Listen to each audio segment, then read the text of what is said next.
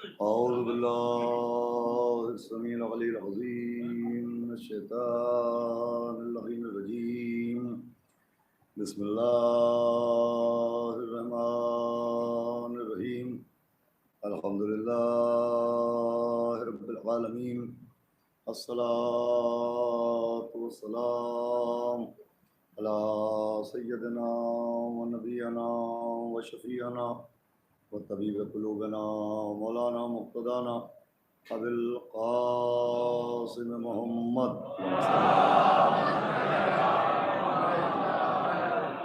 وآلہ الطیبین الطاہرین المعصومین ولعنۃ اللہ علی اعدائہم اجمعین من یومنا ھذا الی یوم الدین. اما بعد فقط قال اللہ سبحانہ تبارک و تعالی فی القرآن المجید والفرقان الحمید. بسم اللہ الرحمن الرحیم. ام حسبت ان اصحاب الکہف والرقیم کانوا من آیاتنا عجبا. صلوات پڑھیں محمد. حضرات عزاداران سرکار سید الشہداء اور ماتمداران امام حسن عسکری علیہ السلام بطفیل چہردہ معصومین علیہ السلام اور خصوصاً بتائید معصوم عالم حضرت بطول بنت رسول جناب فاطمہ الزہرا سلام علیہ. شہر بنارس کے اساتذہ خانے شبیر و صفدر مرحوم میں آج یہ دوسری تقریر ہے اصحاب حسین علیہ السلام سے اہل بیت حسین علیہ السلام تک کے عنوان پر. چونکہ آج آپ حضرات کو شب بیداری کی مجالس میں بھی شرکت کرنا ہے، لہذا بہت طولانی گفتگو کے بجائے بغیر تمہید کے میں نے کل ہی سے جس آیت کے تحت گفتگو کا آغاز کیا، جو آیت سورہ کہف کی ایک آیت ہے اور جس آیت میں اللہ نے ظاہری اعتبار سے اصحاب کہف کا ذکر کیا ہے. میں نے کل ہی عرض کیا تھا کہ قرآن کا ظاہر بھی ہوتا ہے اور قرآن کا باطن بھی ہوتا ہے. تو اس آیت میں ظاہری اعتبار سے ان افراد کا ذکر کیا جا رہا ہے کہ جو اصحاب کہف کہلاتے ہیں، لیکن باطنی اعتبار سے اصحاب کہف کے ذکر کے ذریعے لوگوں کو اصحاب حسین کی جانب متوجہ کیا جا رہا ہے کہ اصحاب کہف کا تذکرہ پڑھنے کے بعد قرآن میں اصحاب کہف کے جذبہ ایمانی کا ذکر پڑھنے کے بعد امام حسین کے اصحاب کی جانب لوگ متوجہ ہوں اور ان اصحاب کی عظمت سمجھنے کی کوشش کریں جن کے لیے خود مولا حسین نے فرمایا تھا کہ جیسے اصحاب مجھے ملے ویسے اصحاب کسی کو نہیں ملے. دیکھیے مولا حسین نے سند دی ہے، یہ اعلان نہیں ہے، اعلان اور ہے سند اور ہے. انہیں مولا حسین کی سند ملی ہے کہ جیسے اصحاب مجھے ملے ویسے اصحاب کسی کو نہیں ملے.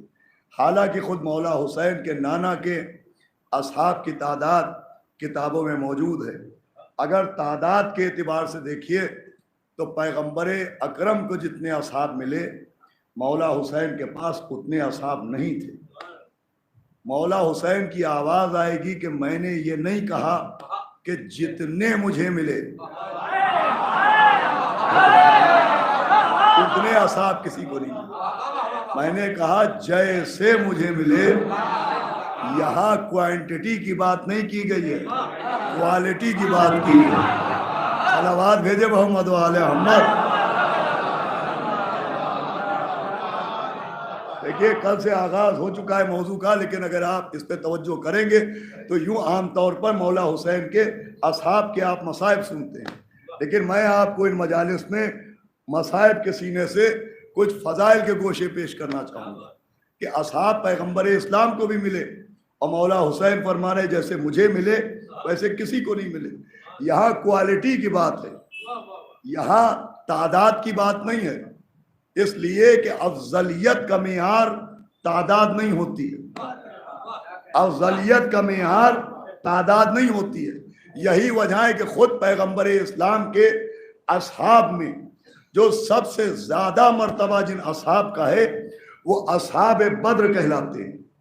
سنیے گا عزیزو، پڑھے لکھے لوگ بیٹھے، پیغمبر اسلام کے اصحاب میں سب سے اعلیٰ اصحاب اور سب سے افضل اصحاب اور جن کا مرتبہ سب سے زیادہ ہے وہ اصحاب بدر کہلاتے ہیں۔ یہ اصحاب بدر کون تھے؟ اپنے بچوں کے لیے عرض کروں، نوجوانوں کے لیے، یہ اصحاب بدر وہ ہیں جنہوں نے اسلام کی پہلی جنگ بدر میں شرکت کی۔ تو ان مسلمانوں کو جنہوں نے جنگ بدر میں شرکت کی اصحاب بدر کہا جاتا ہے۔ اور اصحاب بدر کا مرتبہ بھی تعداد کی وجہ سے نہیں ہے، اس لیے کہ ان کی تعداد صرف و صرف 313۔ صلوات پڑھے محمد علیہ۔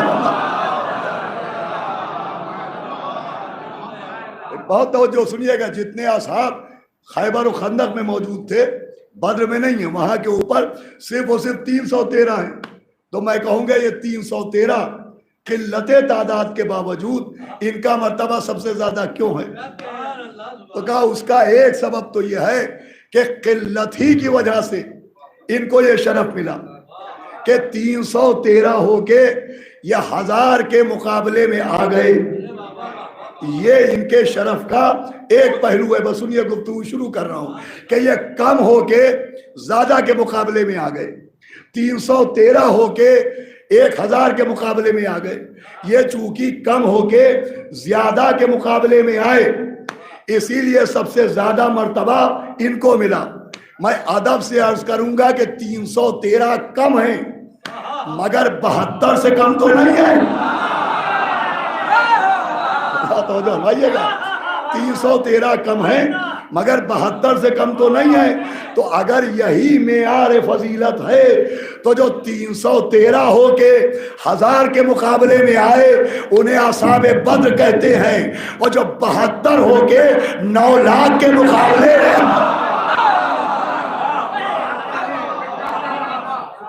صلوات پڑھے محمد علیہ محمد۔ لیکن اس عنوان کے تحت مصائب پڑھے جاتے ہیں، مگر میں نے کوشش کی، انشاءاللہ مولا مدد کریں گے، آج دیکھیے گا میں مصائب کے سینے سے فضائل پہنچاؤں گا۔ اصحاب بدر کا مرتبہ اسی لیے ہے کہ وہ 313 تھے۔ ایک فضیلت کا سبب یہ ہے کہ وہ کم ہو کے زیادہ کے مقابلے میں آئے، اور پھر ان کی فضیلت، ان کی برتری، ان کا شرف اور ان کا مرتبہ اس لیے بھی ہے کہ اصحاب بدر کی لمحہ لمحہ اللہ نے مدد کی۔ قرآن میں سورہ انفال موجود ہے، اور سورہ انفال میں اصحاب بدر کی جو اللہ نے مدد کی، نصرت کی، وہ مدد موجود ہے۔ اب بہت غور سے سنیے گا، اصحاب بدر کی اللہ نے ایک مدد یہ کی کہ اصحاب بدر کی آنکھوں پر پردے ڈالے گئے۔ بھائی توجہ سنیے گا، ایک نیا موضوع ہے لیکن قابل توجہ موضوع ہے کہ اصحاب بدر کی آنکھوں پر پردے ڈالے گئے۔ یہ پردے ڈالنے کا کیا مطلب ہے؟ پردے ڈالنے کا مطلب یہ ہے کہ وہ کم تھے اور دشمن زیادہ تھا، دشمن کی تعداد زیادہ تھی، اصحاب بدر کم تھے۔ تو قلت تعداد کی وجہ سے کہیں وہ کثرت کو دیکھ کے ڈر نہ جائیں، ان کے قدم میدان سے اکھڑ نہ جائیں، اس لیے اللہ نے ان کی آنکھوں پر پردے ڈالے، اور وہ 1000 دشمن جو مقابلے میں آیا تھا وہ ان کو 1000 نظر نہیں آیا، وہ صرف 70 یا 75 نظر آئے۔ بھائی توجہ سنیے گا، اللہ نے ان کے دل کی طاقت کے لیے، قدموں کی مضبوطی کے لیے، میدان جنگ میں ٹکے رہنے کے لیے ایک انتظام کیا کہ آنکھوں پر پردے ڈالے تاکہ دشمن انہیں 1000 نظر نہ آئے، صرف 70 یا 75 نظر آئے۔ اچھا، صرف ان کی آنکھوں پہ پردے نہیں ڈالے، تفسیر یہ ہے کہ کافروں کی آنکھوں پہ بھی پردے ڈالے۔ بھائی مسلمانوں کو کفار 70 یا 75 نظر آئے اور کافروں کو مسلمان 30 یا 35 نظر آئے۔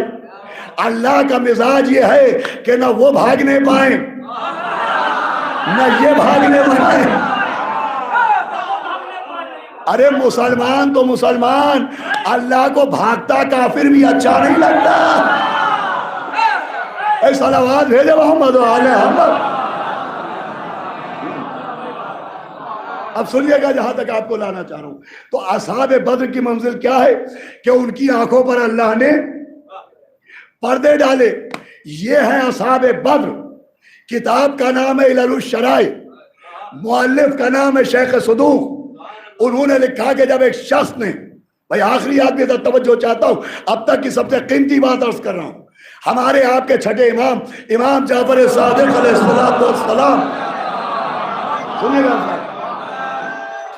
پوچھنے والا چھٹے امام کے پاس آیا.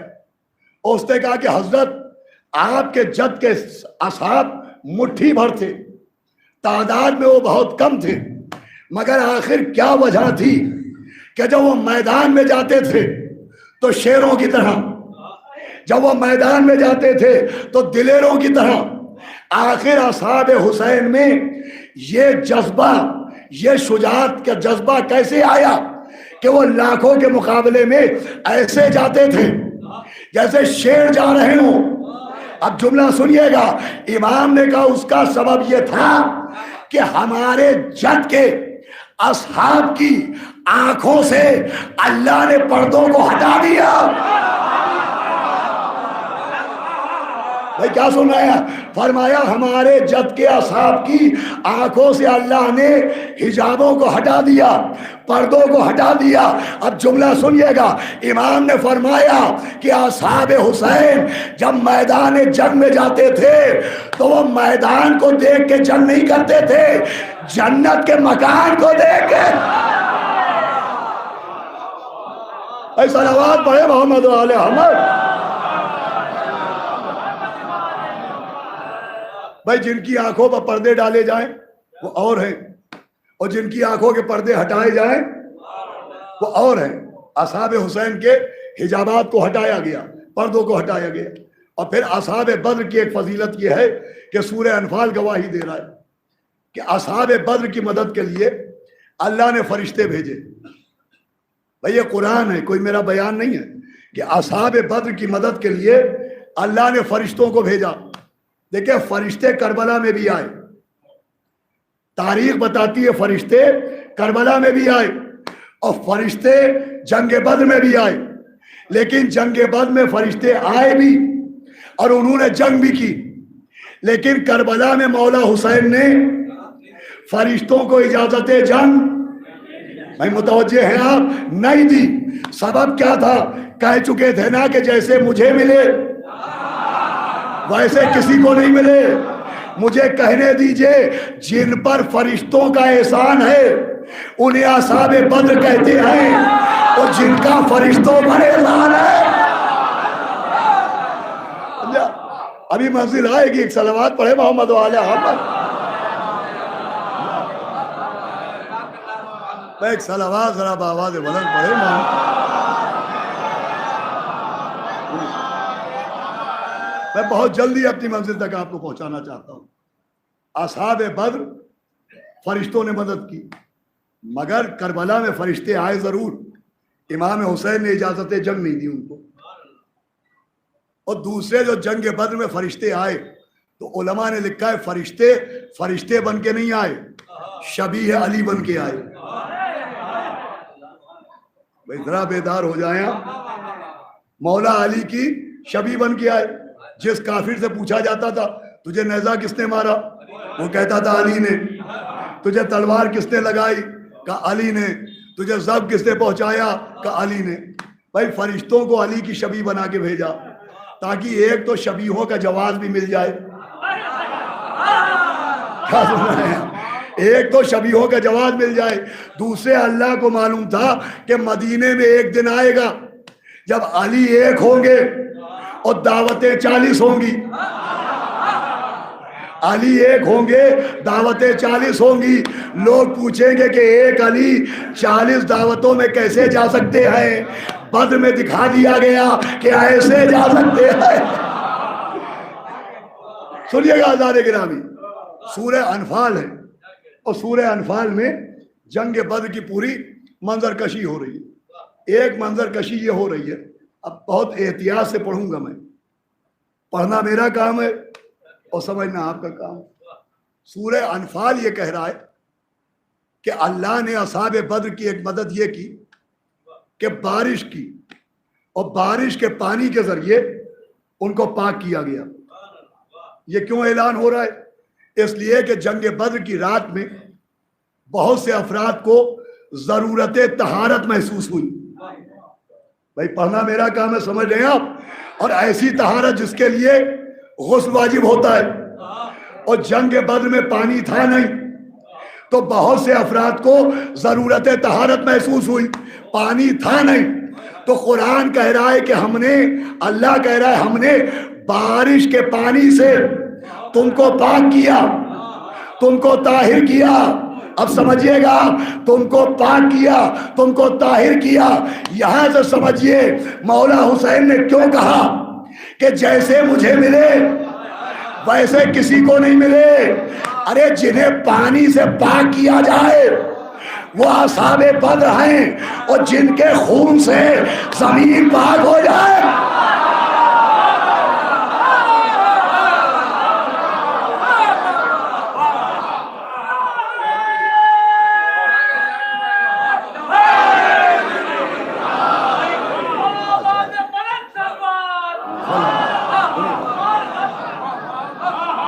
دیکھیں میں آپ کے ذہن کو آمادہ کر رہا ہوں، جن کو پانی سے پاک کیا جائے وہ کہلاتے ہیں اصحاب بدر، اور جن کے خون سے خاک پاک ہو جائے وہ کہلاتے ہیں اصحاب حسین۔ اچھا پھر قرآن پڑھیے آپ، اصحاب بدر کے لیے لفظ طاہر آیا، لفظ طاہر آیا۔ طاہر بھی کہتے ہیں پاک کو، جو پاک ہو یا پاک کیا جائے اسے طاہر کہتے ہیں۔ اب سنیے گا اصحاب حسین کی منزل۔ جب شب عاشور بی بی زینب نے اصحاب حسین کو خطاب کیا تو کہا ایھا الطیبون۔ بھائی چاہے جیسا سنیے گا، بی بی زینب نے کہا ایھا الطیبون، اے وہ جو طیب ہیں۔ اصحاب حسین کو بی بی زینب نے طاہر نہیں کہا، کیا کہا؟ ارے اگر یہ بات نہ پہنچی تو میری محنت حقارت ہے۔ طیب کہا۔ اصحاب بدر کو قرآن نے طاہر کہا، اور اصحاب حسین کو بولتے ہوئے قرآن کی بیٹی نے طیب کہا۔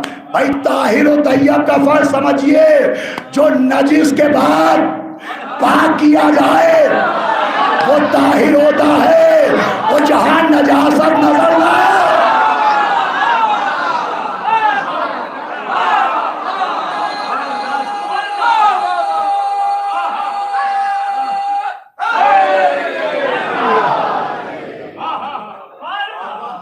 انہیں طیب کہا جاتا ہے۔ ایھا الطیبون، اے وہ کہ جو طیب ہیں، وہ طاہر ہیں، یہ طیب ہیں۔ طیب طاہر سے افضل ہوتا ہے، طیب طاہر سے اعلیٰ ہوتا ہے۔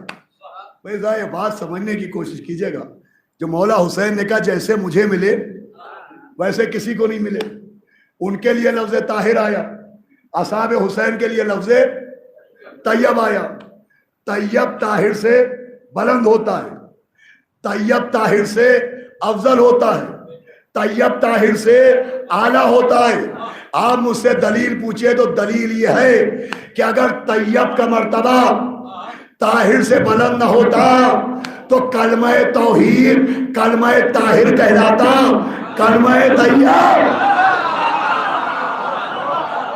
میں چاہے جائے تو سنیے گا، کلمہ توحید کلمہ طاہر نہیں کہلاتا، کلمہ طیبہ کہلاتا ہے۔ ارے نبی کا شجرہ شجرہ طاہر نہیں کہلاتا، شجرہ طیبہ۔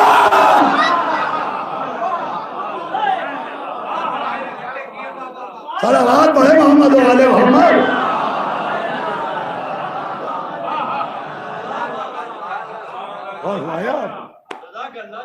یہ ہے اصحاب حسین۔ ایھا الطیبون، اے وہ کہ جو طیب ہیں۔ مولا حسین کے حدیث کو سمجھنے کی کوشش کرنا چاہیے کہ جیسے مجھے ملے ویسے اصحاب کسی کو نہیں ملے۔ بھائی پیغمبر کو بھی اصحاب ملے، لیکن پیغمبر کے اصحاب میں کوئی اعلیٰ ہے، کوئی ادنا ہے، کوئی مہاجر ہے، کوئی انصار ہے، کوئی مومن ہے، کوئی غیر مومن ہے، مگر مولا حسین کے اصحاب میں جو مرتبہ زہیر کا وہی بریر کا، جو مرتبہ ابو شاسا کا وہی ابو سمامہ کا، جو مرتبہ حجاج ابن مسروق کا وہی انس ابن حارث کا، ارے جو مرتبہ حبیب کا وہی مرتبہ حر دلاور کا۔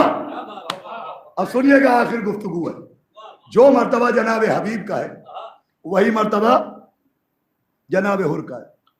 آپ مجھ سے دلیل پوچھئے کہ اس کی دلیل کیا ہے؟ دلیل یہ ہے کہ جو لوگ زیارت کر چکے ہیں وہ گواہی دیں گے۔ جناب حبیب ابن مظاہر کی قبر کہاں ہے؟ بھائی اگر غور سے سن لیا اور دل میں دعا کرتے رہے تو انشاءاللہ جہاں کا ذکر ہے آئندہ سال آپ وہی ہوں گے۔ صلوات بھیجے محمد محمد۔ بھائی زیارت ابا عبداللہ کے لیے ایک اور باواز بدل صلوات۔ سنیے گا جناب حبیب کی قبر کہاں ہے؟ جب آپ مولا حسین کے حرم میں جائیں تو پہلے حبیب کی قبر پڑتی ہے، پھر مولا حسین کی۔ جناب حر کی قبر کہاں ہے؟ بھائی میں بڑی محنت سے پڑھنے کی کوشش کرتا ہوں، داد ملے نہ ملے سیدہ کی بارگاہ سے اجر ضرور مل جائے، اس کی کوشش کرتا ہوں۔ جناب حر کی قبر کہاں ہے؟ مولا حسین کی قبر سے 5 کلومیٹر کی دوری پہ۔ آپ کو معلوم ہے وہ 5 کلومیٹر کی دوری پر جہاں پر جناب حر کی قبر ہے وہاں کیوں ہے؟ اتنی دور کیوں ہے حر کی قبر؟ سنیے گا ابھی اتنی دور کیوں ہے؟ یہ تو 1000 مرتبہ سنا ہوگا آپ نے کہ حر کے قبیلے والے آگے بڑھے، وہ آگے بڑھ کے انہوں نے کہا کہ ہم حر کو پامال نہیں ہونے دیں گے، اور انہوں نے اجازت لی اور حر کا لاشا لے کے چلے۔ وہ جہاں پر قبر ہے وہاں پر دفن کرنے کے ارادے سے نہیں چلے تھے، وہ چلے تھے کہ اپنے گاؤں میں دفن کریں گے، اپنے قریے میں دفن کریں گے۔ بڑی معتبر روایت ہے کہ لیکن جیسے ہی حر کا لاشا جہاں روضہ ہے وہاں پہنچا تو اپنے آپ رک گیا۔ بھائی سنیے گا، پورے قبیلے نے زور لگایا مگر حر کا لاشا ایک قدم آگے نہیں بڑھا۔ یہ حر کا لاشا رکا نہیں ہے۔ قرآن کی دلیل دی ہے کہ جو اللہ کی راہ میں قتل ہو جائے انہیں مردہ نہ سمجھنا۔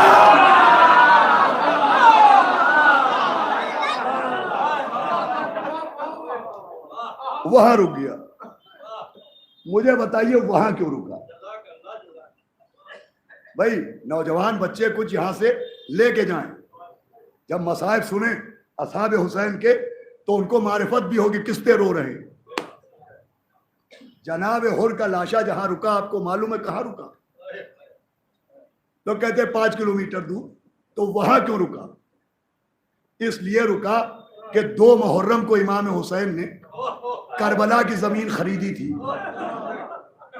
پورا شہر نہیں خریدا تھا، ایک خطہ زمین خریدا تھا۔ وہ جگہ جہاں حر دفن ہے وہ مولا حسین کی خریدی ہوئی زمین کی سرحد ہے۔ سنیے گا چاہے جیسے سنیے گا، مولا حسین کی جائیداد کی سرحد ہے، وہ سرحد ہے۔ بھائی جیسے آپ اس عزا خانے سے باہر چلے جائیے گلی میں تو آپ شہر بنارس میں رہیں گے لیکن عزا خانے میں نہیں رہیں گے۔ اگر یہاں سے آپ باہر چلے جائیں آپ شہر میں رہیں گے لیکن عزا خانے میں نہیں رہیں گے، وہ ہے سرحد۔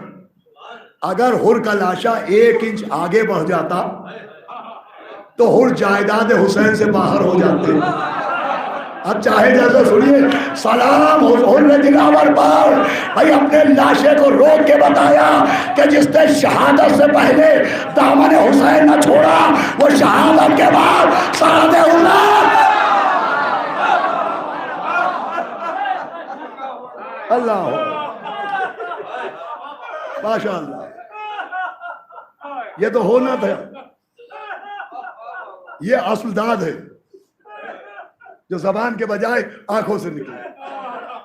सुनिएगा, इसमें बड़े अजीब पहलू है इस मौजू में। आज तो मैंने इस मौजू को आपके ज़हनों तक पहुंचाया। सरहद हुसैन से बाहर हो जाते, जागीर हुसैन से बाहर हो जाते। अरे यहां मरने वाला तमन्ना करता है कि वहां दफन हो जाए, तो जो मौला हुसैन पर जान निसार कर चुका हो अपना लाशा होगा। भाई इमाम हुसैन ने यूं ही थोड़ी फरमाया था कि जैसे मुझे मिले वैसे किसी को नहीं मिले। सिर्फ हुर को देखिए, हुर को सुनिएगा। आखिरी बात कि जब हुर से पहली मुलाकात हुई तो इमाम हुसैन ने कहा, हुर तेरी माँ तेरे मातम में बैठी। ये बच्चा बच्चा जानता है ना, मौला की मदद न हो तो मसाइब के सीने से ये फजीलत का गोशा ना निकल पाए। कहा, हुर तेरी माँ, अभी मसाइब नहीं है, आंखों में आंसू आ जाए तो लाखों सलाम, देखिएगा शोएब भाई। कहा, हुर तेरी माँ तेरे मातम में बैठे। जब पहली मुलाकात हुई हुर से, तब भी हुर की वालदा का जिक्र किया। भाई जब पहली मुलाकात हुई थी तब भी जनाब हुर से कहा तेरी माँ तेरे गम में बैठे। और जब आखिरी मुलाकात हुई और हुर का सर इमाम के जानू पर था। सुनिएगा, अरे हुर का सर जानुए हुसैन पे आ गया।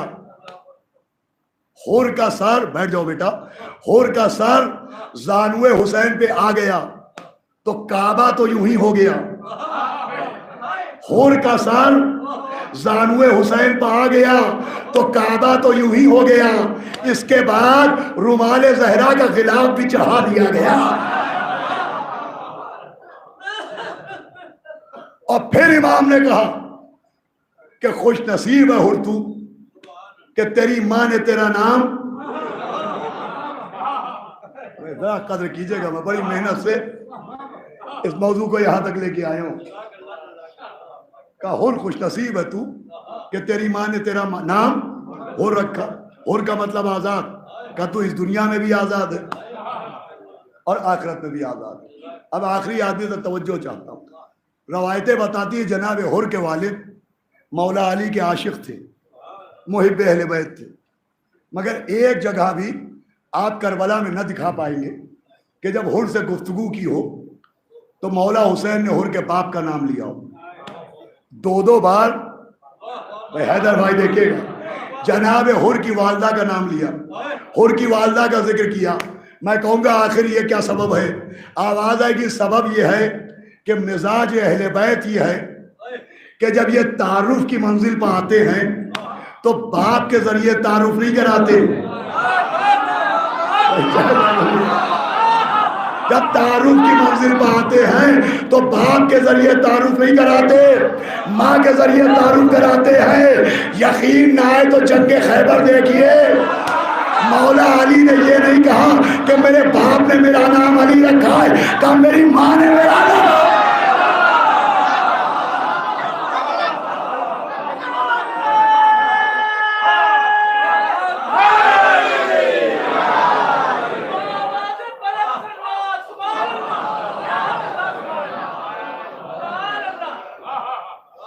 मेरी माँ ने मेरा नाम।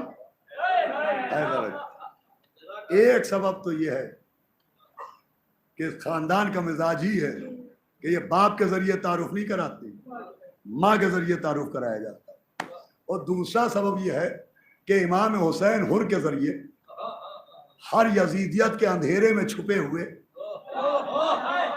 और रोशनी के मुतलाशियों को, इश्क हुसैन के चराग के परवानों को एक पैगाम दे रहे हैं कि समझो इश्क हुसैन के लिए सिर्फ अच्छा बाप काफी नहीं है, शरीफ माँ भी जरूरी है। ये जो मर्तबा जनाब हबीब का है वही मर्तबा हुर का है। हबीब की कब्र से गुजरे बगैर आप कब्र हुसैन तक नहीं पहुंच सकते। हुर की कब्र से गुजरे बगैर आप सरहद हुसैन तक नहीं पहुंच सकते। ये कब्रें नहीं हैं, ये हुसैनियत तक पहुंचाने के दो दरवाजे हैं। एक दरवाजा कब्र हबीब है, एक दरवाजा कब्र हुर है। सुनिएगा इंशाअल्लाह। आज तो मैंने एक इशारा किया इस मौजू की तरफ, असहाब हुसैन और अहले बैत हुसैन के फ़ज़ाइल पेश करना। इसीलिए फरमाते जैसे मुझे मिले ऐसे किसी को नहीं मिले। चराग गुल किया का जिसे जाना हो जाए, जनाब मुस्लिम इब्ने औसजा की आवाज़ आई कि फर्जंद रसूल एक कैंची से हमारा गोश्त कीमे की तरह काटा जाए और हमें मार डाला जाए, हमारी लाश में आग लगा दी जाए, हमारी लाश की राख दरिया में बहा दी जाए, फिर हमें जिंदा किया जाए, फिर हमें कत्ल किया जाए, हम आपको छोड़ के नहीं जाएंगे।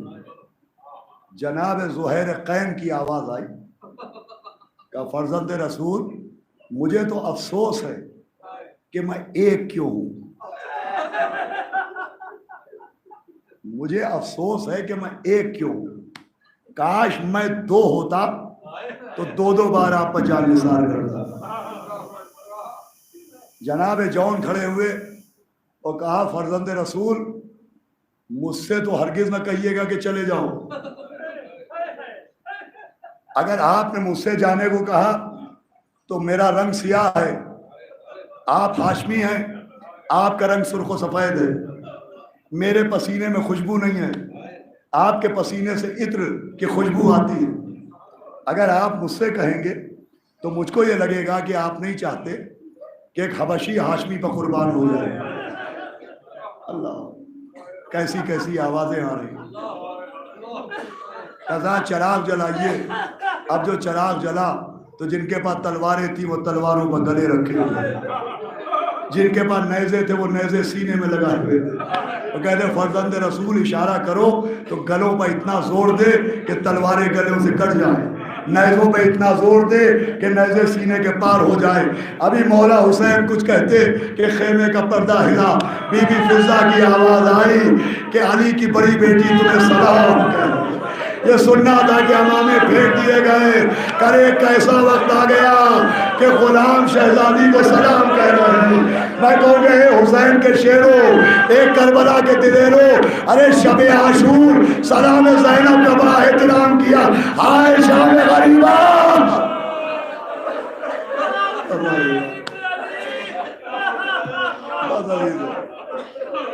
मैं तमाम करता हूँ। अभी आप शबेदारी में जाएंगे, पूरी रात अपने आका पास हुआ है। मैं आज से एक सवाल पूछूं, और सवाल ये है कि चांद रात से लेके अब तक न जाने कितनी मजलिसों में आपने शिरकत की। पिछले साल की तड़प भी इस साल निकाली गई, पिछले साल की कसक भी इस साल निकली। एक मजलिस से दूसरी मजलिस, इतनी मजलिसों में गए, आपका रोने से दिल नहीं भरता है। ये इतनी मजलिसों में जाना बताता है कि अभी आपका रोने से दिल नहीं भरता। हालांकि आपने मसाइब सुने हैं, आपने देखे नहीं हैं। आपने सुना है कि अली अकबर के सीने में नेज़े की अनी टूट गई, आपने सुना है कि कासिम के लाशे पर 3200 घोड़े दौड़ाए गए, आपने सुना है कि निशाना ताक के अली असगर के गले पर तीर मारा गया, आपने सुना है कि सूखा गला कुल खंजर से काटा गया। जब सुन के आपका ये आलम है तो जरा बीबी ज़ैनब से पूछिए, बीबी ज़ैनब से कोई पूछे जिसने देखा और क्या क्या देखा, देखा और क्या क्या देखा। भाई बुखारी शरीफ में तासुब की बुनियाद पर वाक़या करबला नहीं लिखा गया, लेकिन दो रवायतें बुखारी में हैं।